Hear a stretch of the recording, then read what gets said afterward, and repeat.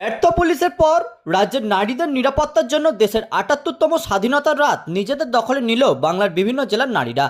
ঠিক এক বছর আগে এই আগস্ট মাসে, অর্থাৎ যে মাসে আমাদের দেশ স্বাধীন হয়েছিল, সেই স্বাধীনতার মাসই কিন্তু অস্বাধীনতার ভারতবর্ষের ছবিটা বাংলার মধ্যে দিয়ে স্বচ্ছ করে তুলছে।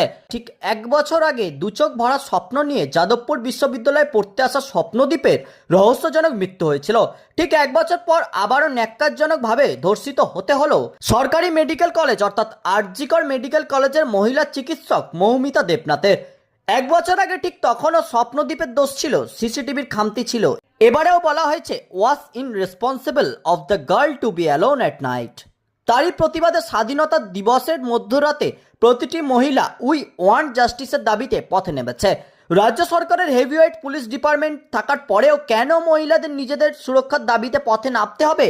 এটা তো সোনার বাংলা, যেখানে রাজ্যের লক্ষ্মীদের জন্য আছে লক্ষ্মী ভাণ্ডার, রাজ্যের কন্যাদের জন্য আছে কন্যাশ্রী রূপশ্রীও, কিন্তু নেই শুধু নারী সুরক্ষা। স্বপ্নদ্বীপের মৃত্যু থেকে মৌমিতা দেবনাথের মৃত্যুর আগে পর্যন্ত যদি নিরাপত্তার বলয়ের চাদরটা চওড়া করা হতো, তাহলে হয়তো বাংলার ঘরের মেয়ে অর্থাৎ সরকারি মেডিকেল কলেজের ডাক্তার মৌমিতা দেবনাথকে অকালে পৃথিবী ছেড়ে চলে যেতে হতো না। যদি সরকারি হাসপাতালে ডাক্তারদেরই সুরক্ষা এত উন্নত মানের হয়, তাহলে সাধারণ মানুষদের নিরাপত্তা কতটা উন্নত? সত্যি আজ আমরা ভীষণ গর্বিত দেশের ৭৮তম স্বাধীনতা দিবস নিয়ে, কিন্তু কোথাও এ রাজ্যে বসবাস করে নিজেদের পরাধীনতার শিকার হতে হচ্ছে না তো? কারণ নারীদের সুরক্ষা যদি নারীদেরই নিজেদের আন্দোলন করে তৈরি করতে হয়, তাহলে নারীদের প্রতি জনদরদি সমবেদনা দেখানোর কায়দাটা ভাঙা কাঁচের ন্যায় সমান হয়ে উঠছে না তো? আর কিচ্ছু নয়, আমরা সবাই বিচার চাইছি, নিরাপত্তা চাইছি সবার কাছ থেকে। আর কিচ্ছু চাইছি না, শাস্তি চাই, বিচার চাই, নিরাপত্তা চাই, প্রত্যেক মেয়ে ছেলে উভয়। মেয়েদের নিরাপত্তা চাই আমরা। আমরা মেয়েরা রাস্তাঘাট বাস কাজে চাই, কেন আমরা নিরাপত্তা পাবো না?